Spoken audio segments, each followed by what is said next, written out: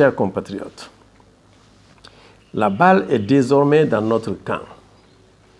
Pour la seconde fois, on a annulé in extremis une mission de chef d'État de la CEDEAO qui devait se rendre à Conakry pour trouver des solutions consensuelles et apaisées à la crise guinéenne.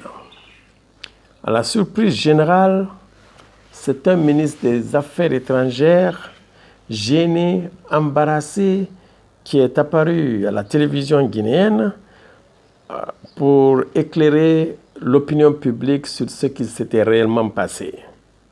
Il dit que les préparatifs allaient bon train pour recevoir la délégation, les autorisations de survol et d'atterrissage avaient été accordées et que toutes les dispositions avaient été prises. Il rajoute que c'est à la veille, dans l'après-midi, qu'il a été informé que la CEDEAO avait annulé la mission. Sans rien dire de plus, ou même tenter de donner la moindre raison pour cette annulation. Bref, une sortie futile du ministre Mamadi Touré qui n'a fait que rajouter à la confusion.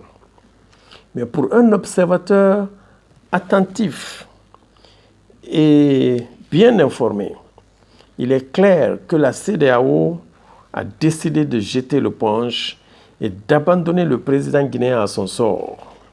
Tant il est vrai que l'organisation sous-régionale a tout fait pour sauver le soldat Alpha Condé. Mais ce dernier s'est révélé être difficile, intraitable, discourtois et enfermé dans une logique suicidaire.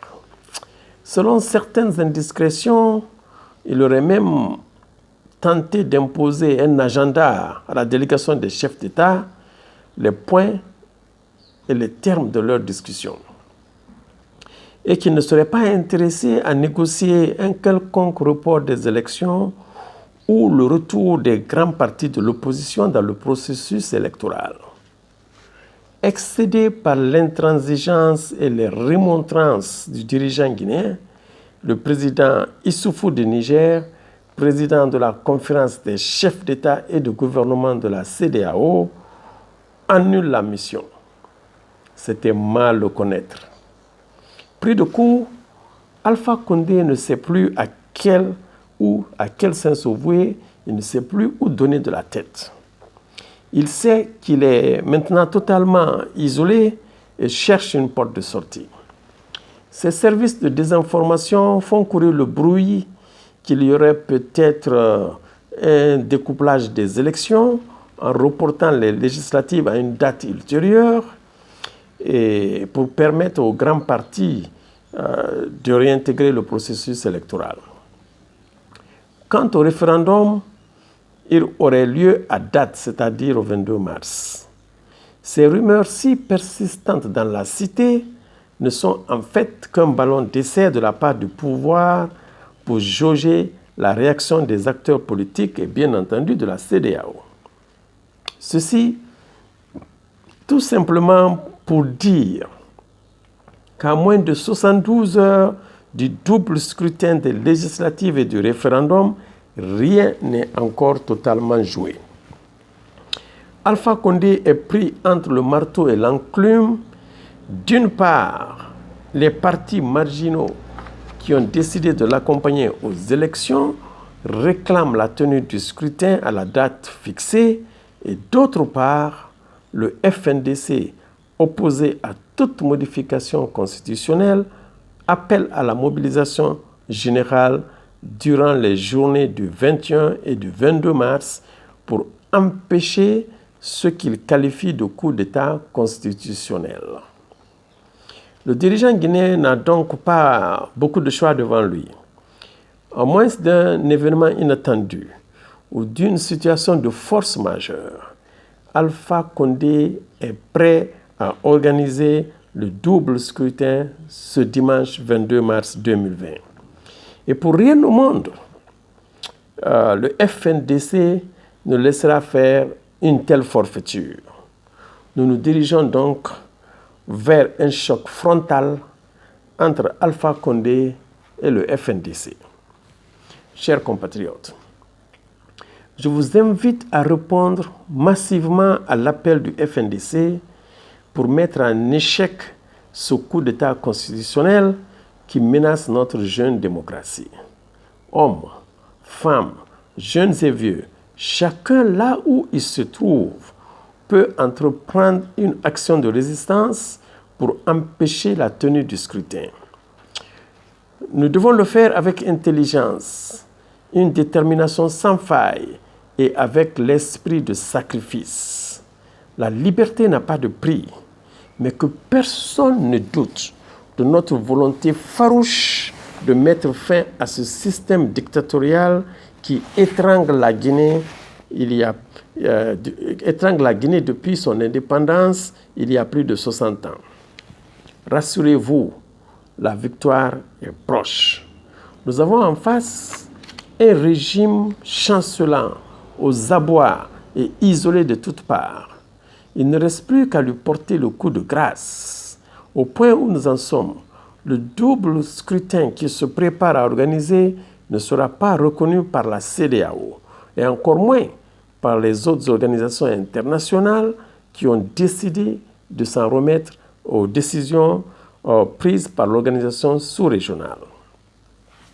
Les 90 observateurs venus selon eux de plusieurs pays africains ne sont en réalité que des consultants privés qui n'ont aucun lien avec la CEDEAO.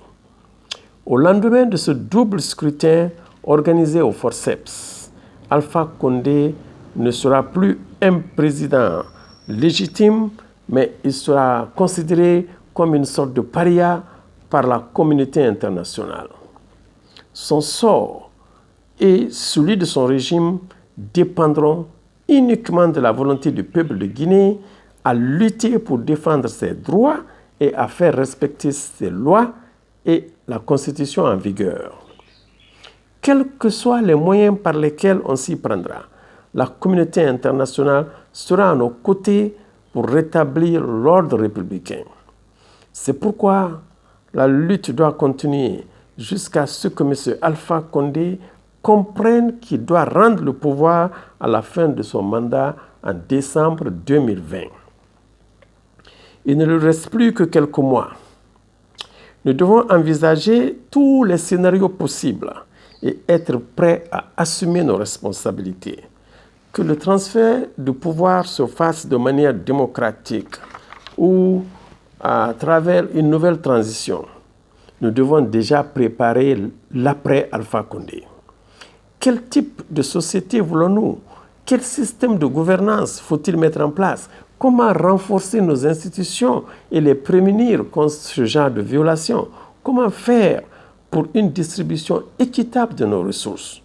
Nous sommes en train d'y réfléchir, d'y travailler pour mettre en place les jalons. Et nous allons partager les fruits de nos réflexions avec vous, avec tous ceux qui veulent contribuer au développement de la Guinée pour qu'elle sorte de l'obscurantisme dans lequel on l'a plongée depuis plusieurs décennies. Cela nécessitera une nouvelle forme de pensée, une nouvelle mentalité, une nouvelle vision et une nouvelle génération d'hommes et de femmes pour enfin résoudre les maux de notre société. Nous serons disposés à travailler et à collaborer avec tous ceux qui partagent cet idéal.